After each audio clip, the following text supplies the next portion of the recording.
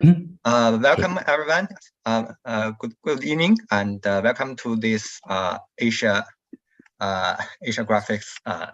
the 20th. I think this is the 20th seminar of the AsiaGraphics. So tonight we are glad to invite two speakers to share their fascinating works with us. The first one is Professor Yue Yonghao. Professor Yue Yonghao is his talk title is Simulating Complex Flows for Foods and Pentally Drawings. Professor Yue Yonghao is a professor leading the computer graphics lab at Department of Integrated Information Technology, Aoyama Gakuin University, and before joining AGU, he worked at the University of Tokyo and Columbia University. He received his PhD in Information Science and Technology in 2011 from the University of Tokyo. His research interests lie primarily in the mathematics side of computer graphics, covering physically based simulation and design. Let's welcome his talk. Thank you very much for the introduction, and thank you very much for inviting me to give a talk at AsiaGraphics web seminar. So there's an ancient Greek phrase called pantare. Pantare means everything flows. So if you look at our surroundings, you will find clouds or water. These are some standard fluids. And there are some other types of complex behavior fluids, like maybe some of you already had dinner, so maybe you had some food. And I hope you don't feel hungry if you haven't had dinner yet. And maybe you had some dumplings, some drinks, and desserts, right? But there are a bunch of different types of complex fluids around us.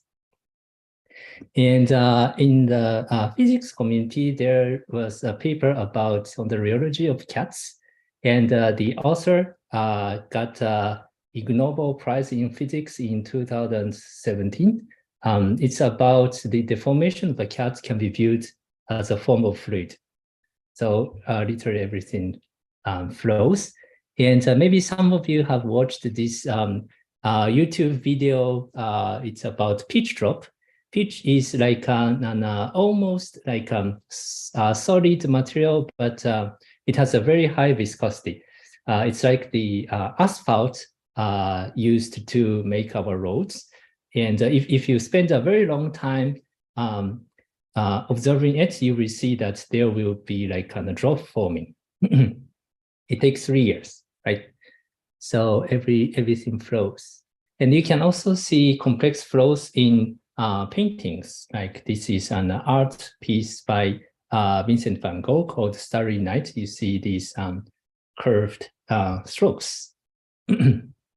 So today's talk, I will introduce some part of our work about simulating the complex fluids, like some foods, and also some design or the emulation of human drawing paintings. So let's get started from the physically based simulation of complex fluids. We will be focusing on a particular class of fluids called shear-dependent fluids, like the cream or shaving cream, oil, paintings, our blood, or other types of materials. So here you are seeing a shaving cream attached to a plate, and I'm shaking the plate on the top. Then at the beginning, the shaving cream start to behave like an elastic material, but soon it will start to flow, and there will be a sudden rapid flow occurring. Then there will be a material tear and on tip of the material. So unlike water, the stiff peak will stay there. That's some very interesting behavior of this type of shear-dependent fluids.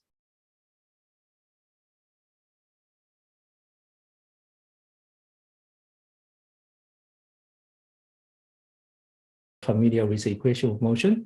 And the important thing is that we need to specify the constitutive law to model the particular fluid, the physics behavior of the material. So here's a schematic view of the shaving cream we have seen just so far. So basically here is your material and you're applying the force here. And if the force is weak, then after you release the force, then the material will go back to its original state. And this is the elastic deformation. But if the force is larger, then the molecules will slide over each other. And after you release the force, then the material will never return to its original state. And this is called plastic flow. So basically, we need to model the degree of deformation. And for that, for convenience, usually we consider two different frames for the material. One is a reference frame or the material frame describing some rest state, and then the current frame describing the current position. And these two frames are representing the same material. So basically, for any given point in the reference frame, you can find its corresponding point in the current frame. So there is a placement map relating these two positions, right? Then with this placement map, you can compute its derivative. Then you get the correspondence between the tangent vectors. I mean, these little arrows leaving the points, right? Then you can have the correspondence between these little arrows, then you know which direction gets how much stretching, something like that. And this deformation gradient is basically, I mean, frankly speaking, it's describing the ratio of the deformation and is kind of unitless quantity. Then because we want to deal with the plasticity, we decomposed the deformation into the plastic part and the elastic part. The plastic part is volume preserving, and basically it describes the new rest state. And the elasticity is measured between the new rest state and the current state. So you have this multiplicative decomposition. Then by making use of the elastic part of the deformation gradient, we define some strain measure. The well-known measures are, sorry, the well-known measures are right Cauchy-Green tensor and left Cauchy-Green tensor. And because we want to deal with rate-dependent plasticity, we prefer to use the left Cauchy-Green tensor because it has a frame in difference even under the rate dependency. And this strain measure is, again, frankly speaking, it's like a ratio of deformation and the unitless quantity. Then to model the elasticity, recently people use hyperelasticity, meaning that we start by defining the so-called stored or strain energy density. And then the stress can be derived based on this energy density. And for this energy density, we say we have some mathematical formula for the isotropic volume change part and the shear part. The isotropic volume change is that you have some forces applied uniformly to the material, so it gets its change in the volume. Then once it has the change in the volume, how much response it should have. That's described in something like that. And besides the isotropic volume change, there is another type of deformation, which is like you push the material in one direction and stretch it in the other direction. So this way you can keep its volume, but change its shape, right? This is called shear deformation. So basically you define the energy for these two changes, right? Then you get the stress. And to deal with plasticity, you further, on top of that, apply a yield condition. And you say that when the shear stress exceeds some threshold, meaning that your shear stress is too large, then you say the elasticity cannot sustain the object anymore. And then there will be some flow occurring. And that threshold is called yield stress. Then once that yielding is happening, then your shear stress will be the yield stress plus some excess stress. And this excess stress comes from this viscosity. And there are different models for this. The simplest one is to use a scalar coefficient and multiply it with the strain rate, where strain rate is the, how do I say? If you have a velocity profile like this, and the velocity depends on location, then there will be a velocity gradient happening, right?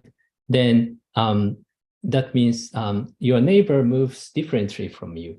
And then the viscosity says that if your neighbor moves differently from you, then the viscosity force will try to equalize your motion with your neighboring. Then that's the emergence of the viscosity. So basically, based on the velocity gradient, which is the strain rate, then you times the viscosity coefficient, then you get the excess stress here. And if you look at the velocity gradient, it's the velocity divided by the position. So you have a unit of secant inverse. So that's why you see the dots on top of this symbol gamma here. So it indicates this is indeed a quantity of rate. And with this, you have the elasticity, the yield stress, and the viscosity. Then you can write a schematic view like this for your viscoelastoplastic material.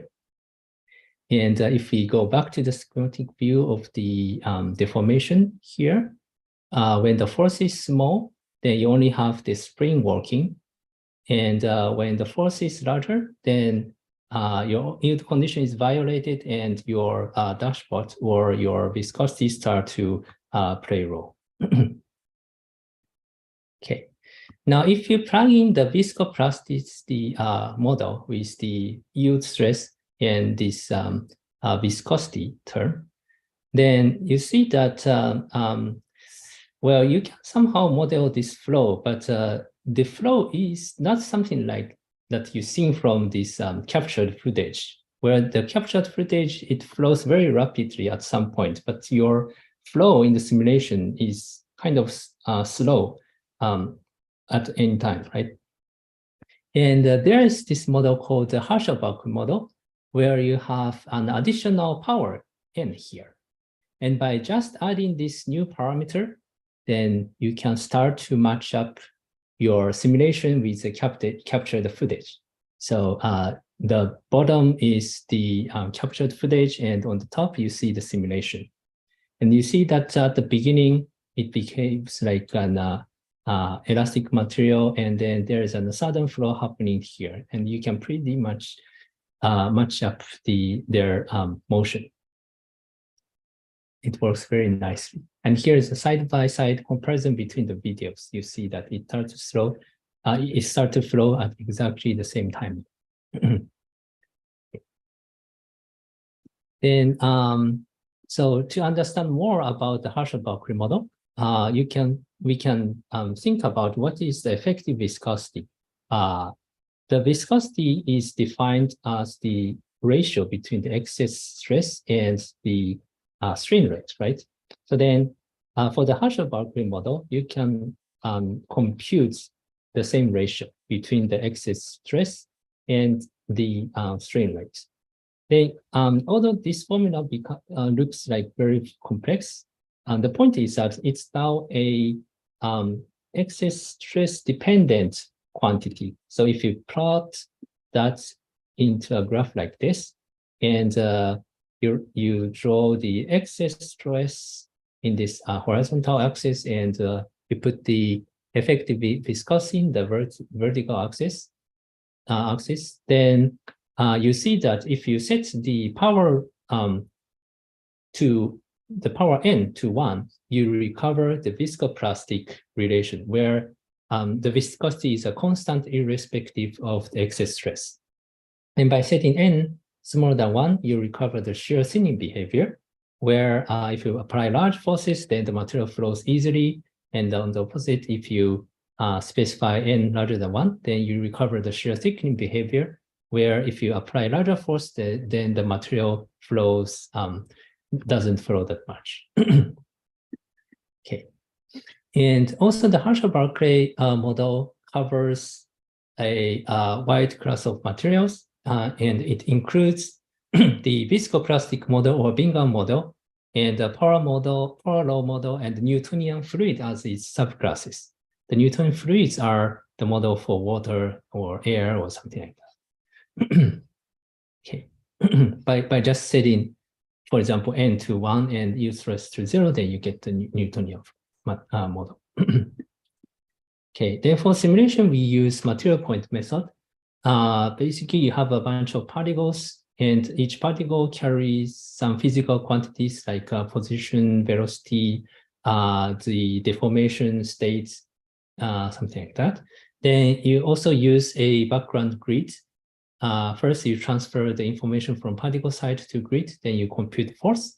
Then you update the particle velocity, then add vector particles, then the cycle goes on, right? With this framework, it's very easy to implement the complex material behavior because you can impose the material behavior at each point. And what you have to do is just to implement this so-called plastic flow rule, where it's about a rule of how you update the strain measure. Basically, you have the elastic prediction part, meaning that the deformation state just go with the flow. And then on top of that, you have some plastic correction because of this permanent flow, right? Some elastic part will flow into the plastic part, so there will be a permanent deformation. And this plastic correction will be defined by the minus the negative of the flow rate times some flow direction. So if you implement this, then you can generate a bunch of complex behavior fluids. So here are some examples. The first one is the small example. It's a uniform material where when you lift the cracker, then you see that there will be a stiff peak formed on the tip of the bottom part. And you can also do 2-layer smooth, where you have an outer layer, and it cracks, and you see the inner comes out. You can also do PyToS. Again, you see the stiff peak formed here. And here we also did some experiments for our lab members. And here are some simulations. We couldn't do too many too keen, so we did instead did a lot of simulations using different material parameters. You see that by changing the material parameters, you have like fluid-like PyToS, some cottage cheese-like ones, and some very elastic ones. And we also did some real PyToS to all of the authors, something like this.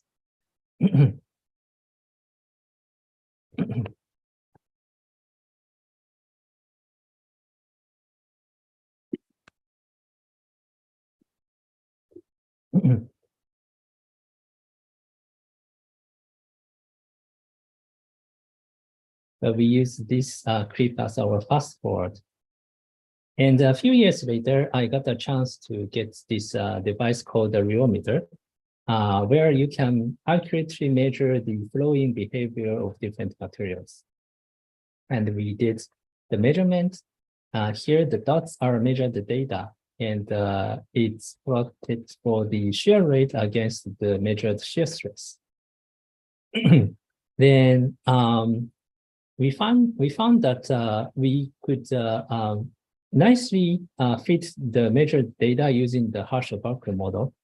And you see it covers honey, mayo, some syrup, ketchup, hot chili sauce, condensed milk, the pork cutlet sauce, mustard, and so on, right?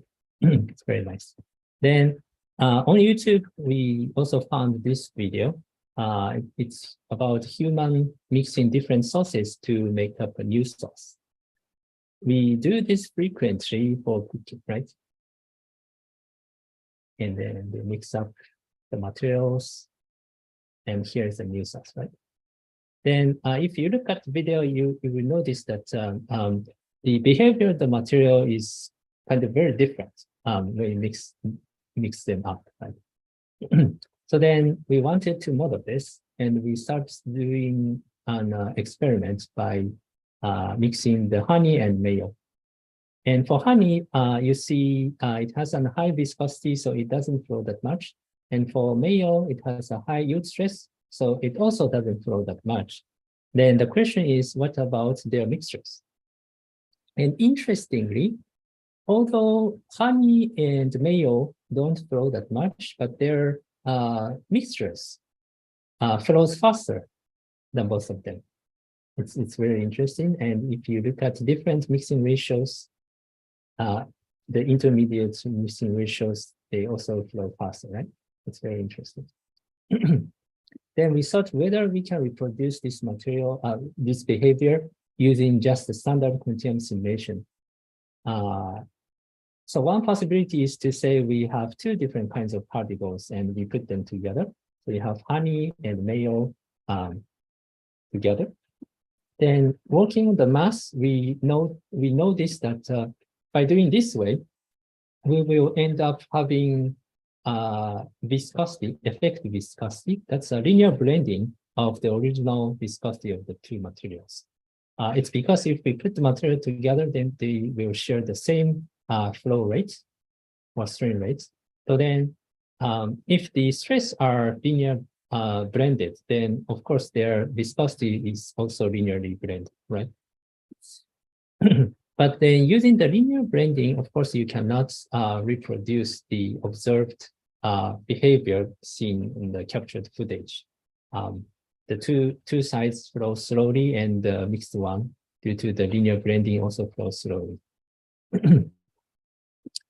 So why is this? So if we look at the plot of the relation between shear rate and the shear stress, we notice that there's a point, the mayo and honey will have a cross point here, right? But then their blended one doesn't pass through this cross point. It has a lower stress. So that's why the blended one flows more easily. And with the linear blending, you can only have a line, something like this gray line that pass through this cross point. So we need a new way of blending the material parameters, the materials together. A model for viscosity blending. So the question is, can we estimate the properties of blends from only the material properties of the constituents and the mixing ratios? If we have this kind of model, then it's very easy to use. Then looking at previous models, we noticed that basically all of the previous models gives us a prediction that will pass through this cross point, which is not good. And by measuring the mixture, the property of the mixtures, we noticed that they can also be fitted nicely with the Herschel-Barclay model. So, and also for more, this is the mayo honey mixture with more finely divided mixing ratios. You can see that they all can fit it using the Herschel-Barclay model. So then we thought that maybe there will be a model that will return the Herschel-Barclay parameter for us. Then we thought about some operator aspects of the blending operation. We start by saying that modeling a substance by the combination of mass and material parameters. Then we say that the blending can be modeled, can be described using a blending operator like this. So if we have two materials blended together, you get the new material SC, right? Then if you view the blending using this operator, point of view, then you can think about different operator, the law related to operators, right? Like the commutative law, associative law, distributive law, and so on. And in terms of the blending, that basically means if you have material A and B, whether you put A first or whether you put B first, you should have the same result. Or if you had 3 materials and independent of the order of the blending, you will end up with having the same material and so on. And if you admit that these laws are reasonable, then something interesting we will have. The first is there will exist a blending map, meaning that the material parameter of the blended one can be written as a function of the mixing ratio and then the material parameter of the constituents. So this is a good news. And then further, this blending function can be written in more specific form, which is that there is a function f that maps your material parameter to some other space. Then in that other space, you do a linear blending. Then after that, you do the inverse of the function f, then you get the blended parameter. So by having some nonlinearity in this function f, you can basically realize some very complex blending behaviors, not just the linear blending. Okay, then the question will be how to find this function f from the measured data. And then by using some data-driven approach, we designed a model like this. And with this, we can recover some properties that we observed qualitatively like this. For example, for the mayo and the honey blends, here the dots are measured data and the lines are the estimations used in our model. You can see that our model can reproduce the fact that the blend doesn't pass through this cross point. And you can see for other material pairs, they will also do a good job. And with our model, the center is the recorded footage, and our model, the simulation with our model is shown at the bottom. You can see that there's a much better matchup between the simulated one and the recorded footage, right? And for other blends, you also have a better matchup. And we can also do blends for 3 materials. And here's some application for celery dips. You have mayo dip here and honey dip here. Then here's the blended one using our model. And you can also do some continuous blending like this. So without blending, the 2 materials flow like this. Then with blending and our nonlinear blending, you see that you have like faster flow because the mixed one flows easier. Okay. And you can also do some sauce on steak. Here's the Japanese pork cutlet sauce, and here's barbecue sauce. You can see the coiling motion, and then with the blended one, you see faster flow, but with the coiling motion. Okay. Then I think I will move on to the flows in paint-driven drawings. And so our motivation was this animation. It's a clip from the film Loving Vincent by Breakthrough Films and Trademark Films in 2017. So you see that there is like a human drawn like style here, right? And then this film was created by manual painting by more than 50 artists, drawn for more than 60,000 frames, I think. So it's pretty labor intensive. So we thought maybe it would be nice if we could automate some part of this, right? Then we thought of about an approach where we have some 3D objects and with its simple rendering, then some exemplar like the drone style and also some annotation with some additional information. And we only have this for a few frames, or usually it's just single frame. Then we say we transfer the style to other setting, like different lighting, view, and to different object, possible with different topology. We want to do this, right? Then if we look at the elements of painterly style, we see that the strokes has information of orientation, length, width, and colors, right? The orientation is like a vector field. And the most interesting part is how to model this orientation. And look at some human drawings. We see that there are lines aligned with the lighting, and there are other lines aligned with curvature lines. And there are interestingly some intermediate lines like here. And at first, it looks like they are following the curvature lines, but actually they are not. They are more close to the silhouette lines. So depending on the location, the human will draw the lines according to different features. So we wanted to learn this. Okay. So basically, we want to reproduce the vector fields to draw the strokes, right? So then, so basically, we want a way to represent vectors. If we recap how we could express a vector in a planar region, basically, we need to first prepare the basis vectors. Then once we have basis vectors, we need weights.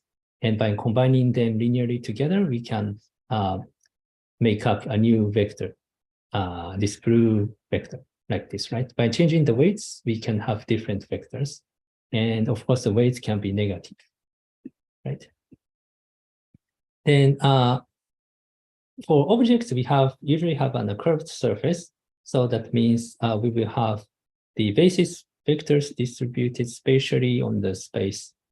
And at each location, it's basically the same principle, right? You have the weights, then you can combine the basis vector together to form a new vector at each location, then you have a vector field.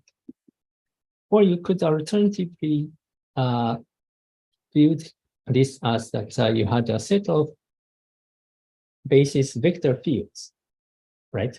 And the basis vector fields we call canonical sections. And then combined with weights, weights are just a scalar field. Then we do a linear combination, then you have a vector field. So this way you can generate new vector field. Right? And for our purpose, because we know that the stroke orientation may depend on different factors like lighting, geometry of view. So instead of just preparing two basis vectors at the location, we say we have an over-determined basis. Like this example, instead of just having two basis vectors, we can have more basis vectors. And even if we have more basis vectors, the same principle applies, right? You can still have a set of weights, and then by linear combination, you can generate a new vector. Right? So it's the same principle. So just we have more basis vector fields or chemical sections, and then combined with weights, we can produce a new vector field. Then for our case, we say we prepare illumination-dependent, geometry-dependent, and view-dependent vector field chemical sections or basis vector fields. So for instance, like if we have these inputs like the geometry and the lighting, then we can compute the gradients of the illumination and have a vector field like this, right? Then we say, let's take this as a candidate for the illumination-based basis vector field, right? Then we also prepare a 19-degree rotated version for that. Then For other geometry dependent ones and view dependent ones, we also use some other ways to determine the basis vector fields, right? Then having these basis vector fields or conical sections, then if we have weights, then we can combine them together to form a vector field. Then to have the weights, we say, on the other hand, we prepare, we compute a set of scalar features. Then we say we want to learn a map that maps these scalar features to the weights, right? Then something like this. Then combined together,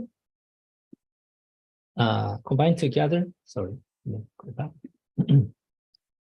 Then combined together, you can generate a vector field. Then you can take the error between the exemplar and the generated vector field. And then you say you kind of minimize this error to learn this map. Then once you have the learned map, for a different setting, you can compute the scalar features and use a map to compute weights. Then you can combine the weights with the computed canonical sections, then have a new vector field. And here's some comparison of the regression results. If we have a 0th order model for the map, which means the weights are location independent, then there's a big mismatch. So that means the weights should indeed depend on the location, right?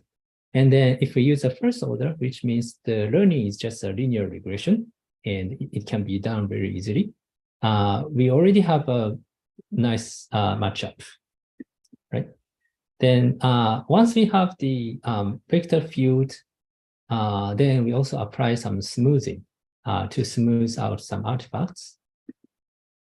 And for colors, we could also do linear regression, but instead we use nearest neighbor to have a more vivid distribution of colors. Then we have some anchor points as the starting points for drawing strokes. Then starting from these anchor points and following the vector fields, we start to draw the strokes, right? Then by predetermining the anchor points, then we have this time coherence, temporal coherency. And you can also have some round offsets to have a little variation in this orientation, which is more close to human style. And then compared to some patch-based or image-based approach, you can see that our result is pretty stable. And it also works for the situation where you come to the backside of the object. And here are some results. Here you see the exemplar, and the annotation has some information about the orientation in the exemplar. And then here is the 3D reference rendering, the target state. So you can transfer this exemplar, the single image, into this target situation and have the generated function. You can do this transfer between different objects, right, like this. And you can also handle deforming objects like this. So you see that the lighting changes pretty nicely. It follows this reference rendering. And you see the style, there's a coherency between frames, right? And also you have this color variation, very rich color variation. And it's very hard for a human artist to create this sort of results. And you can do the transfer for different topology, and you can also apply transparency. And by combining them together, you have some overlaid result with multiple drawing styles on top with each other. And you can also apply the method, our method, to this short clip from Sprite Flight. Create some animation like this. Okay, So today I have introduced some physically based modeling for complex fluids like those we see in our daily life, like foods, and also how to learn the human drawing style, like to reproduce or to simulate the orientations of the strokes. I want to thank my collaborators and my friends helped these works and funding agencies. And thank you very much for listening. Thank you, Professor Yue. Do you have any questions from the network? I will first ask one question, and it's about the latest work you just mentioned, and your work shows great consistency between frames. Do you think, or I should say, which part of the network input do you think contributes most to this consistency? I think the consistency, maybe I would say the consistency comes from our smoothing, because we apply an vector field smoothing, both spatially and temporally. So this basically guarantees the smoothness.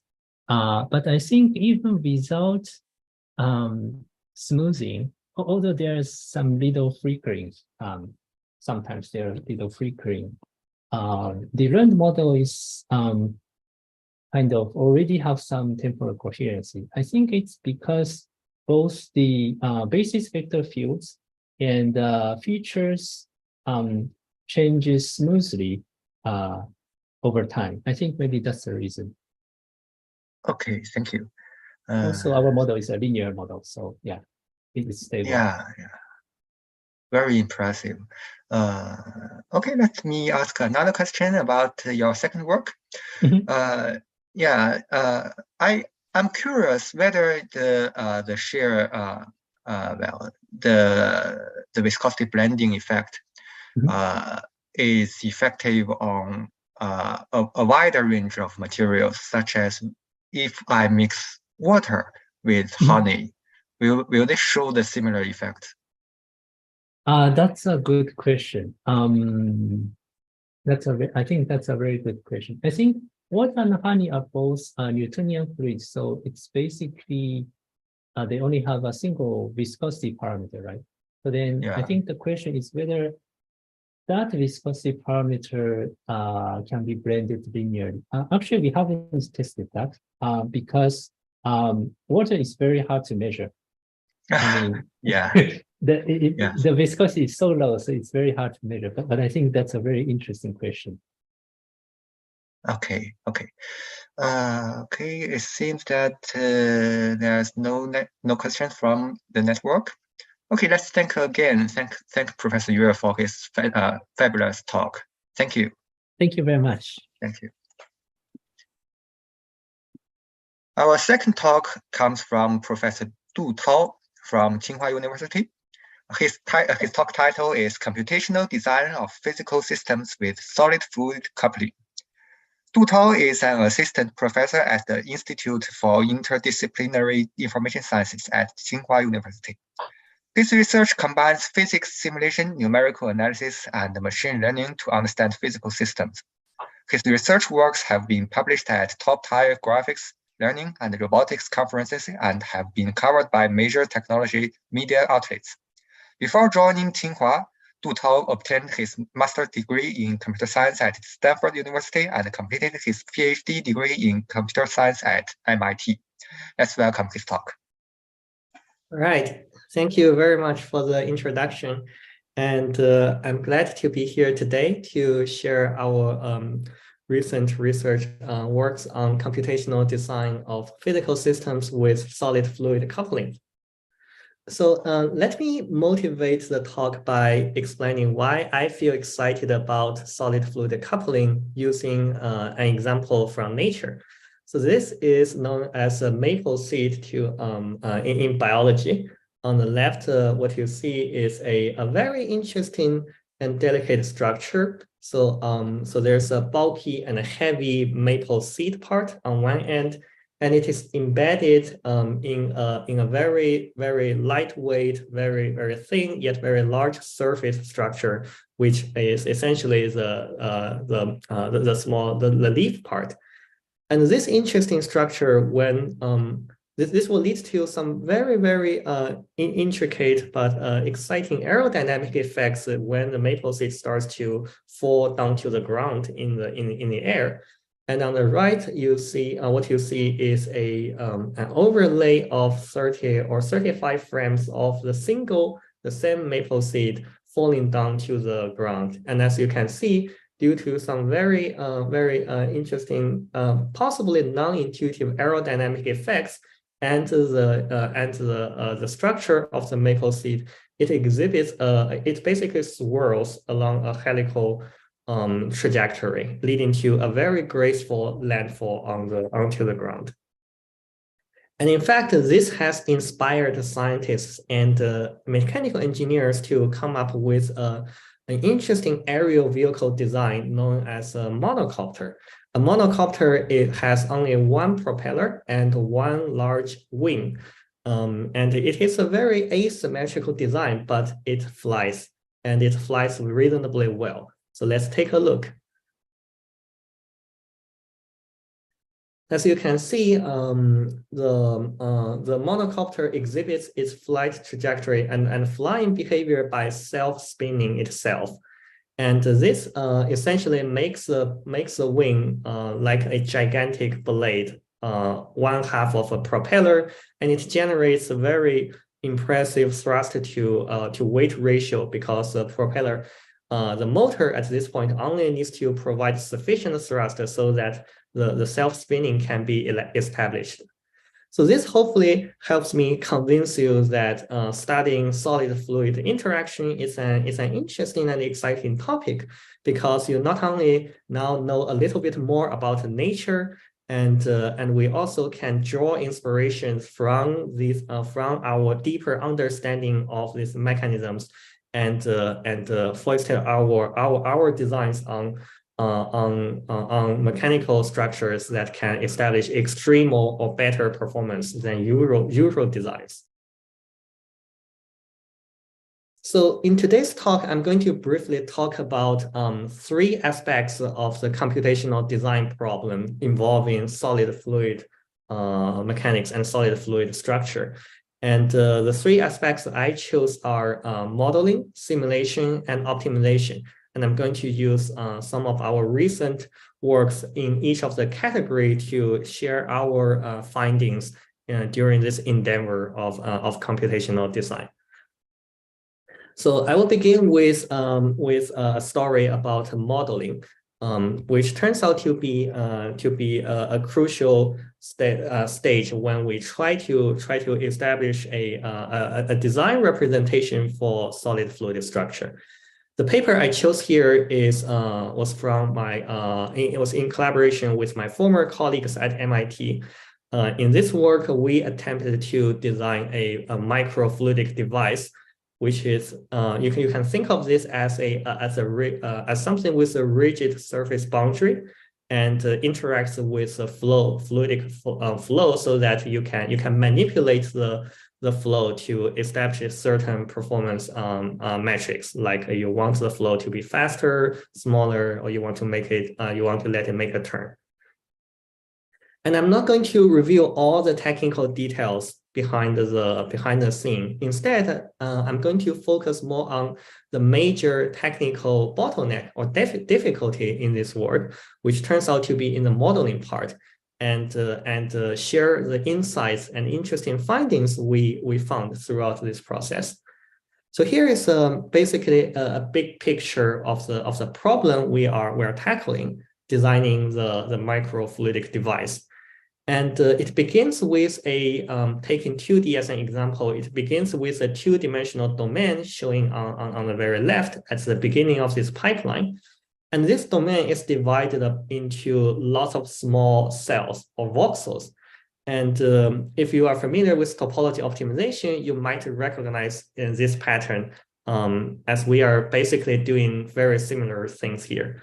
So basically, in order to represent a device, a microfluidic device inside this domain, we're going to assign a decision variable into each of the voxel. Specifically speaking, we're going to basically decide whether we want this voxel to be the solid part or the fluid part, or we want it to be a solid fluid interface. And this constitutes a possible design involving solid, fluid, and their interaction. And our goal is to come up with a computational method so that we can optimize these designs by manipulating the parameters inside each of the voxels so that a legitimate design can emerge, like what we show in the middle. Essentially, we can extract the boundary, reconstruct the actual geometry of this device, and make it work with fluid in forward simulation. So the trickiest thing here turns out to be we would like to have a uniform representation of the materials inside every single voxel, which varies between like purely solid, purely fluid, or lying along the solid fluid interface, or which has to respect the boundary conditions. And this turns out to be not very straightforward. And let me explain why this is a technical challenge in our work. The reason is that all sorts of possible materials we will encounter in this program will exhibit different behaviors. And our core intuition here is that we would like to find a interpretable geometrical representation of the materials inside each of the voxel.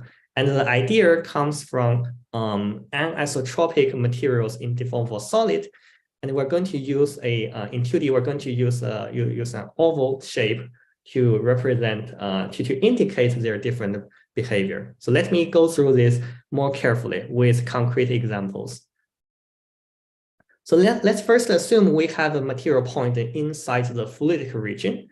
So on the lower right of the slide, we demonstrate a horizontal pipe where the boundary is labeled with black lines. And in the middle, there is flow. Basically, you can think of this as water flowing from left to right, and the blue arrow indicates the velocity of the flow. And if we are considering a particular point inside the fluidic region, we're going to encode its material with a large circle. And here, the dimension of the circle has its intuitive interpretation. It indicates the permeability of the material along any particular direction. Basically, it means how much do I want the flow to pass through me. So larger permeability means that it will be basically more fluidic because I allow water to go through this area. And for fluids, it has to be a big circle because along all directions, there's no reason to inhibit any flow. And let's consider another simple case where we take into account a material point from a pure solid region. And in this case, the material can be well encoded or represented by a small sphere because it's solid region. So there's supposed to be zero velocity of the flow at this point. So a small sphere seems to be appropriate, meaning that along all directions, I don't want to see any flow. And similarly, if we consider what we are currently drawing here at the boundary indicated by the orange line, the boundary we are implementing here is called the no-slip boundary, meaning that if the water starts to get closer to the boundary, it will be heavily damped to zero velocity. So in some sense, this can be seen as part of the solid area because solid area also encourages the velocity, fluidic velocity to be zero. So we can inherit the representation from the solid material point and using just a small circle. What makes everything trickier on top of that is that if we take into account another type of boundary condition known as the free slip boundary condition, then we realize that there has to be some anisotropicity. So free slip boundary basically means that along the solid fluid interface, there's no friction at all that damps the velocity along the tangent direction. Therefore, if the flow is closer to the boundary, it should have as much like the tangent component of the velocity should be as large as it needs to be. On the other hand, along the normal direction on the boundary, the velocity has to be 0 because it has to be inconsistent with the static boundary condition. So that means for points near the interface, in particular the free slip interface, we see two different material behaviors along the direction, two directions orthogonal to each other. The normal direction behaves like 0 velocity, but the tangent direction or the tangent plane in 3D will behave like as if it is inside the fluidic area. Therefore, we figured that a single sphere is not sufficient in this case, and we will have to encode the material behavior with an eccentric ellipsoid, which means along one direction, we let the flow pass, but along the normal direction, we inhibit the flow. So this is the core idea behind modeling different various material behaviors in a unified way. And building on top of that, we are able to run standard topology optimization algorithms and come up with some interesting designs. So let me show one of the 5 or 6 examples from this paper. And this is a fluidic device called fluidic twister in our example. And on the left, what we see is the final design. If you're able to zoom in a lot, you will see it actually constitutes lots and lots of very small small voxels, and each of them is actually visualized as a small disk because they are boundaries, so they have to be a small highly eccentric ellipsoid, which is a flat large circle along the tangent direction, but with 0 thickness along the normal direction. And the performance metric here, or the design intent here, is to let the flow pass through the back inlet and goes out from the front outlet. And we want the flow to be twisted, meaning we want the curl, we want it to generate non-zero curl. And what has surprised us is that we see there is a structure that looks like a propeller. If you are able to follow my mouse cursor, there is something that looks like a 4-blade propeller emerging out of the interior design space from scratch without any human prior knowledge. So this shows that the computational method actually has the potential to, in this case, possibly rediscover what a mechanical structure that matches our intuition if we want the flow to be twisted. But if we were to give more credits to the computational algorithms, we could hopefully say that this also shows the potential for the algorithm to outperform human designs in the future, because humans might need to come up with this design with domain expertise or prior knowledge, while a computational algorithm only need to do computation and without too much human intervention. Okay, so I have explained some tricky part and also some subtleties in modeling the modeling problem in solid fluid decoupling. And next, let me move on to simulating such a system and share our findings using this paper published last year with our robotics colleagues. So in this work, our goal is to come up with a plausible and hopefully a fast simulator for our robotics friends to design soft underwater fish. And it turns out to be quite non-trivial due to a number of challenges. The first challenge is obviously that we will have to deal with fluidic mechanics, fluidic dynamics. And similarly, just like any other solid fluid coupling problems, we also need to deal with solid dynamics. But in this case, since our problem is to simulate a soft robot, soft fish, so the solid dynamics is also slightly more sophisticated. It has to be a deformable solid. And the third possible challenge is, of course, you will have to do coupling between solid and fluid areas along the interface. And finally, there's one more challenge introduced by the fact that this is a robot. On top of all the technical difficulties we mentioned before, it is that the soft fish has its own actuation, either through muscle fibers or tendons, or through pneumatic or hydraulic actuators, or any other basically mechanisms that let it move or let it change its behavior. So we are actually able to simulate this complicated scene using something like a commercial physics simulator, but it will be too slow for our robotics researchers to do a fast design iteration. Therefore, we proposed in this work an alternative solution which combines some machine learning ideas with some physics inspired ideas and obtain a hybrid simulator that achieves hopefully still plausible results, but at much less time cost. So let's first take a look at this result video. So here we have a two-dimensional fish, black fish, something that is basically wiggling its tail. And it is immersed in water indicated by the gray area. And the red arrows here along the interface indicate this is a computed force from the fluid imposed on the surface of the black fish, computed from its pressure and velocity. So hopefully this looks consistent to, or basically it matches our intuition of what a fish will experience if it is immersed in water.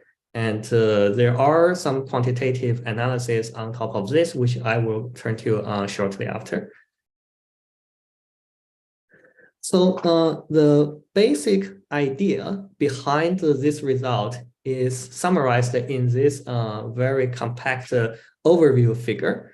The picture looks complicated, but the idea is actually easier to explain in verbally.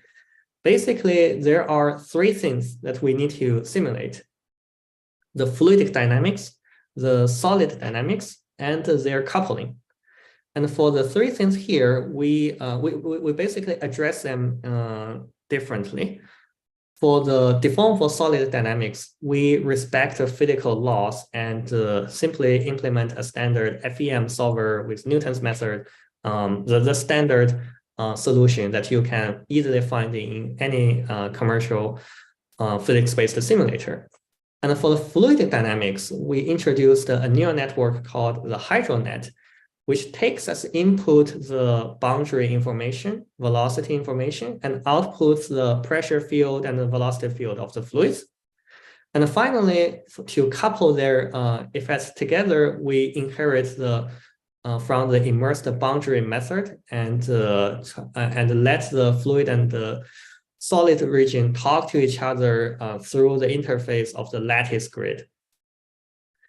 So the whole pipeline here is not what I really want to focus on, but instead I would like to tell a little bit more about the motivation behind the design decisions. So why we ended up choosing these three combinations in this particular way.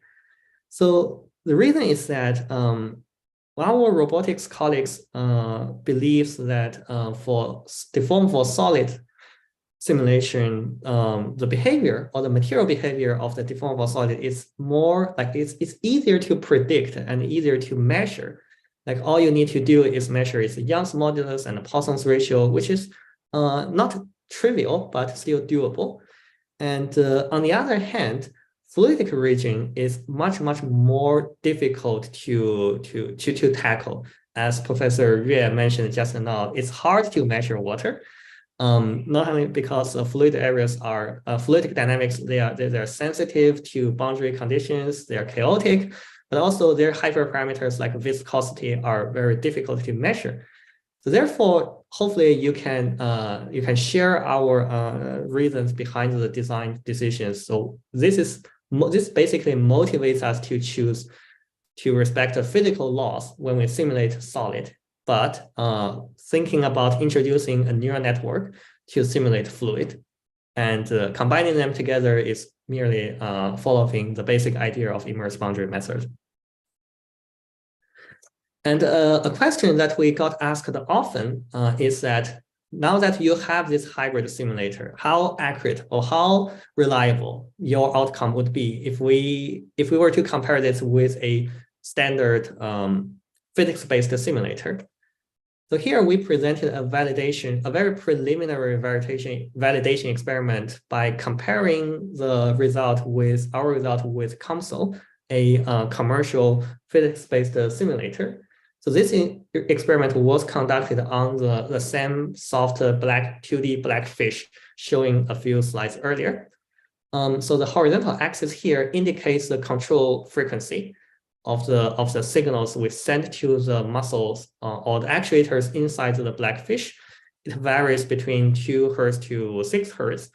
And the vertical axis represents the horizontal offset of the black fish, the center of mass of the black fish after 120 frames. So I need to point out that the vertical axis begins with 100 unit instead of 0 unit. So the margin between the two systems, our HydroNet results, the blue curve, and the COMSOL results, the orange curve, the margin between them is actually less than you might think at the first glance. This is like about 5% relative errors between them.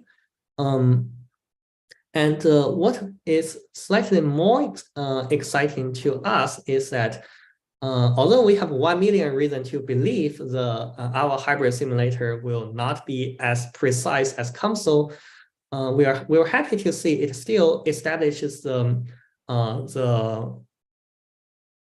trends of the position with respect to the control frequency in a qualitatively correct fashion. As you can see, it grows, it increases between 2 to 5 Hz, meaning that within this range, if we increase the control frequency, the fish will swim faster. And this is also predicted by COMSOL. And after 5 Hz turns out to be a peak for some reason in this particular setup. And both COMSOL and our simulator correctly predicts this peak. So this turns out to be sufficiently good enough for robotics researchers to conduct further investigations on computational design, which is I will demonstrate with a real-world extension. So this is the cute real-world counterpart that our colleague built in their lab. This is a 2.5D soft fish of the two-dimensional counterpart showing in simulation, extruded along the third direction, and it is actually embedded in water. So there's water. It's just too transparent to see, so that they have to inject some ink to basically visualize the motion. And in this work, they actually leveraged the HydroNet simulator to do some very classical robotic tasks like doing, I believe they did system identification to build a virtual model for this fish, and they also try to optimize the control frequency, basically how frequently you swing the tails of the soft fish, and so that you can maximize the thrust by interacting with water. So there is some legitimate applications of this hybrid simulator after we basically leverage the machine learning techniques, and it is faster, although possibly with sacrifices some precision. And lastly, I would like to spend a little bit of the time to talk about optimization. And once we have the established A design representation, and once we have the simulation platform to evaluate the performance of physical systems with solid fluid coupling, the crux of the computational design pipeline is that we will have to come up with an automatic way to fine-tune the design, or basically to improve the design so that it can achieve extremal performance. So this is covered by optimization. And I would like to use this recent work to illustrate this idea better. So this work is about exploring possible designs of aerial robot with propellers and fuselage and rods, all sorts of possible combinations, as long as the physics is applicable. And just like before, I am not going to cover all the technical details, but instead I'm going to focus on the major technical difficulty and explain the intuition behind our solution. So one of the biggest challenges here in designing such an aerial robot, or actually in designing rigid robots in general, is that it is a mixture of both continuous and discrete parameters.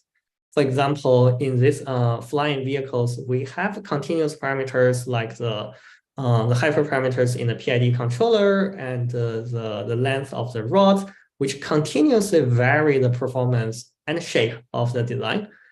On the other hand, we also have some discrete parameters, like if you see the three figures on the right, they represent three designs with different numbers of rotors. And the number of rotors, as well as the propellers, these are discrete parameters that cannot be continuously varied. But they are, of course, a very crucial parameter that greatly affects the performance of the robot. So how would we come up with an efficient and effective way of figuring out what are the possible or the best possible discrete parameters leading to an extremal design? So the intuition behind this work is that we leverage the similarity between grammar in programming language or programming synthesis community with the procedure of a mechanical engineer assembling a concrete design. So taking this quad rotor at the bottom here as an example, if we were asked to assemble this design, we typically start with, for example, possibly nothing on the canvas, and then we pick the fuselage, the body of the design, and then we insert 4 rods and the joints and the propellers, motors, until we have a complete design. And it turns out that this procedure or the historical information can be concisely encoded by a grammar, a carefully designed grammar with some meticulously chosen rules. So let's walk through this procedure more closely. So at the very beginning, we have a start symbol S representing basically an empty canvas. So nothing is there yet. And the very first rule in this grammar R1 indicates that you are allowed to replace the node S with a node body. So that corresponds to the process where a mechanical engineer picks the fuselage and puts that in place of the canvas. And then we see that we choose to apply the third rule, R3, 4 times. So let's take a look at what R3 encodes. So this turns out to be a rule that proposes to replace the body node with an extension to C. A C node here indicates a rotor joint. So this makes great sense to us. And applying this rule 4 times allows us to basically insert 4 rotor joints, corresponds to the 4 rods to be plugged in later. So this procedure goes on and on, allowing us to create a sequence of rules applied to the design, to the design, starting from scratch and eventually ending with a complete design. Now we not only have a flyable design in the end, we also have the historical information, and we encoded the process in a sequence of rules And we also obtain the partial designs by realizing these rules or by executing these rules from scratch. So with that in mind, the next technical difficulty becomes how we're going to search for the optimal topology. So in this particular setup, we have now encoded every single topology with a sequence of rules starting from a shared root, the start symbol in the grammar.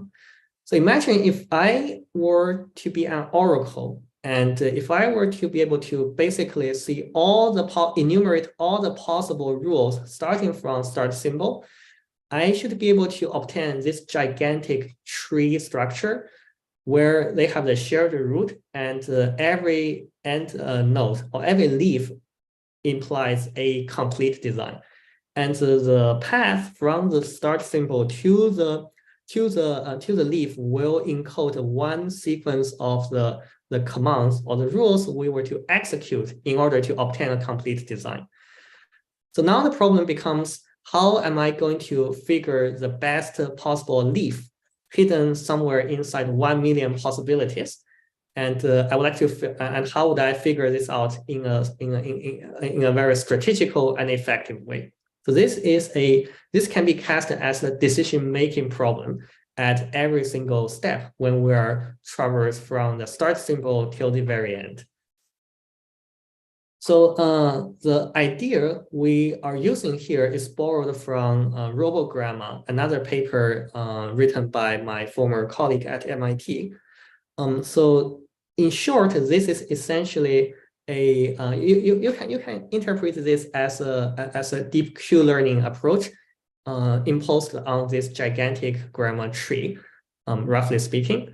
So I'm going to sketch the basic idea behind this RoboGramma thing, and I will leave the technical details in the paper. You're welcome to check this out if you are interested in it.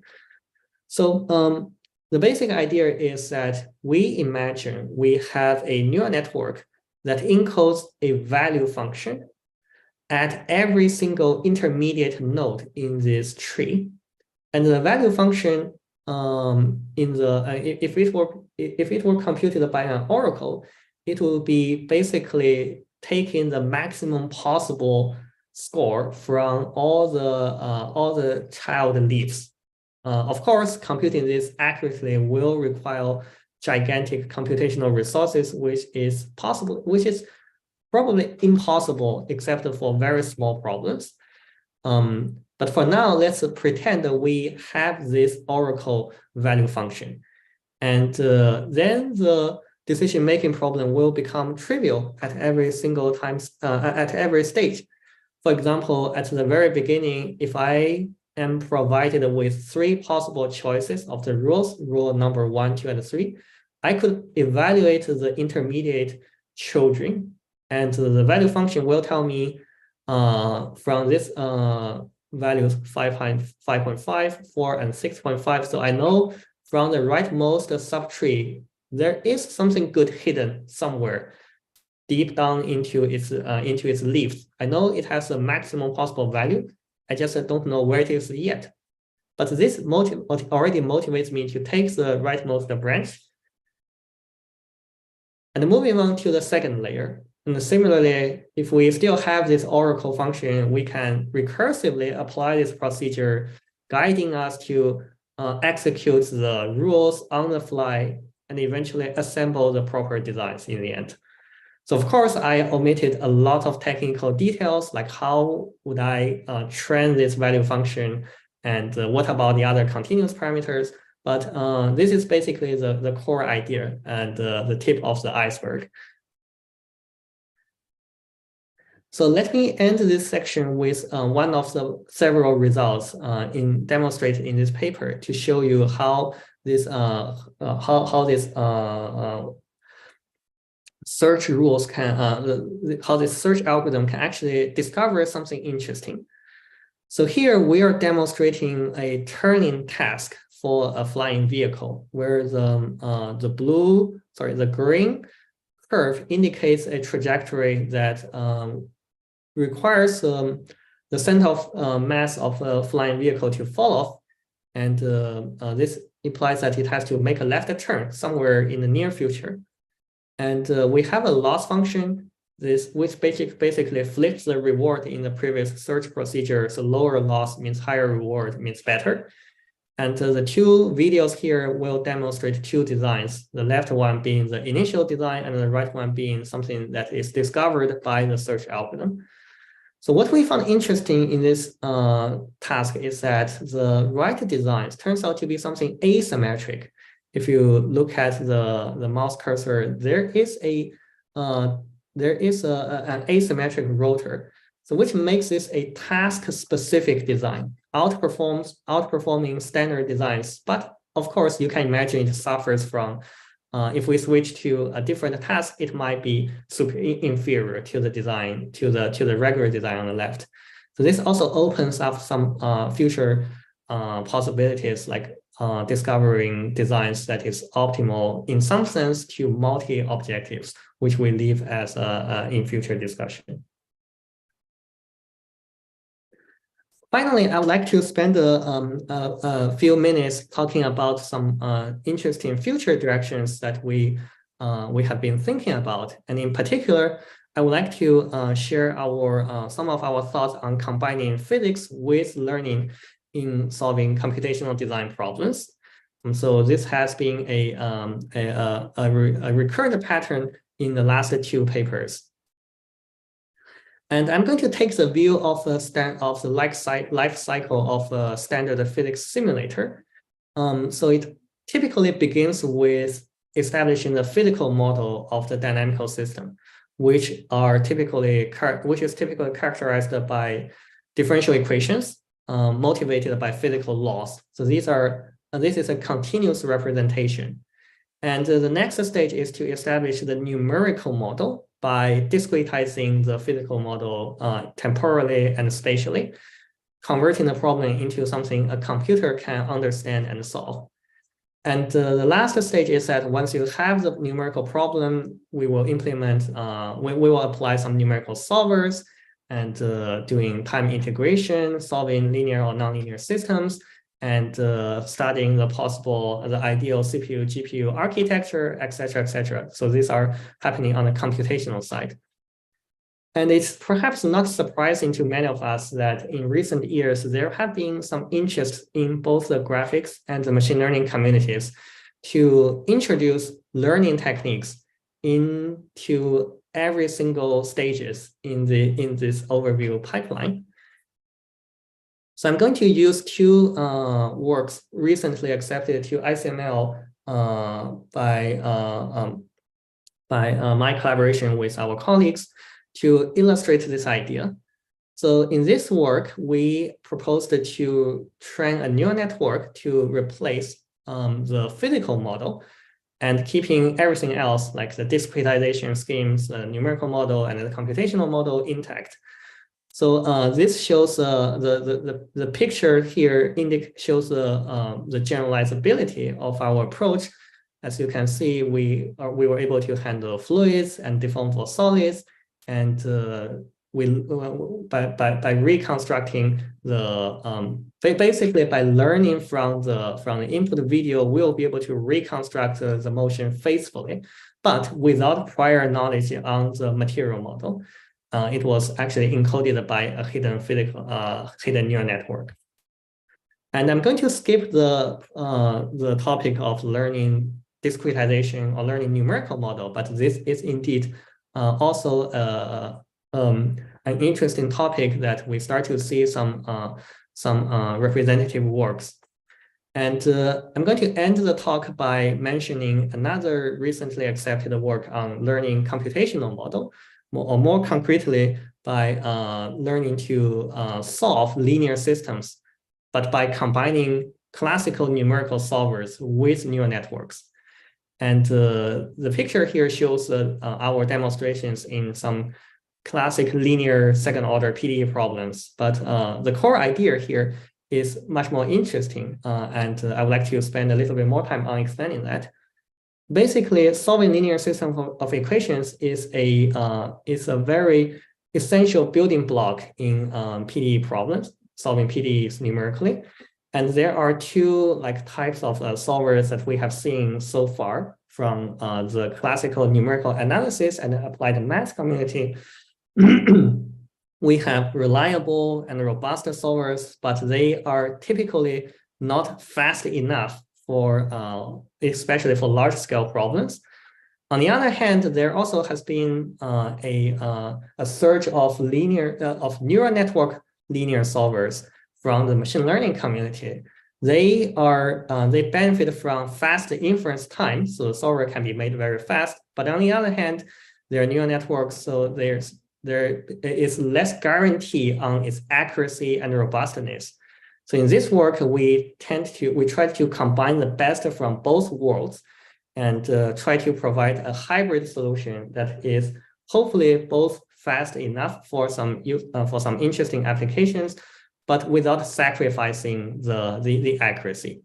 So for more details, I believe we will be releasing more technical details and hopefully the source code shortly after this, and that will be the end of my talk. And I thank again for having this opportunity to share my recent works on computational design, and also having the opportunity to talk about some future directions.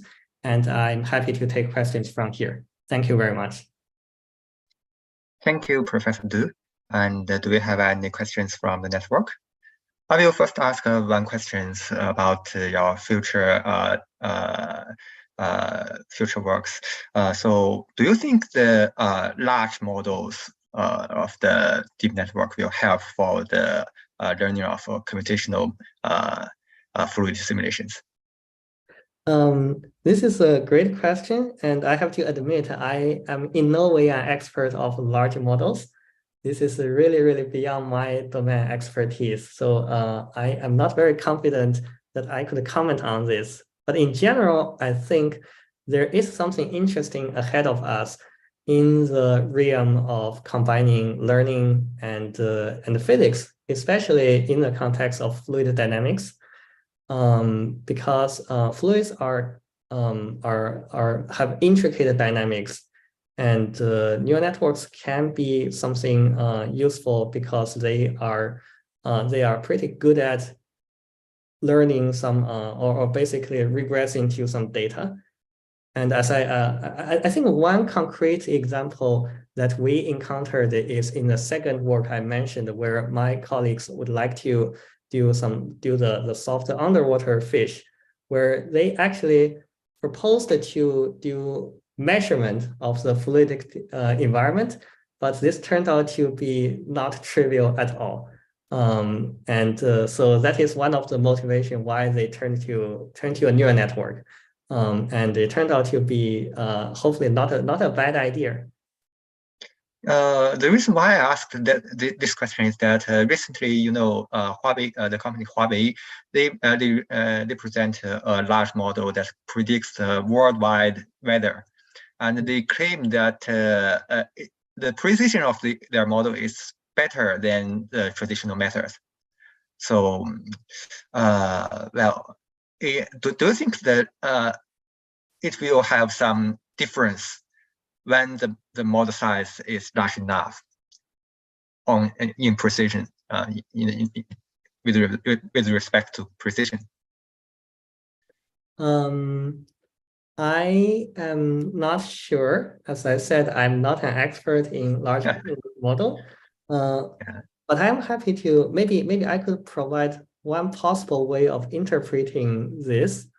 So the one way that we sometimes we think about the neural network versus physics in the following way. So in some sense, if people propose to replace a physical model with a neural network, if we are confident with the physical laws, like if we have full trust with Newton, then we could claim physical laws have infinite generalizability. They should be applicable to almost all the physical phenomena that you might encounter in your life. And on the other hand, the neural network is a learned model. And for a learned model, you need to talk about the training data set, the test set generalizability. And in some sense, you might think of this as you are trading the generalizability with something that is more frequent in the training set. So it's just like Navier-Stokes equation always works. It's if we believe this is the actual model for fluids, but the hardware setup may just be a small subset of all possible fluidic behaviors that we might encounter.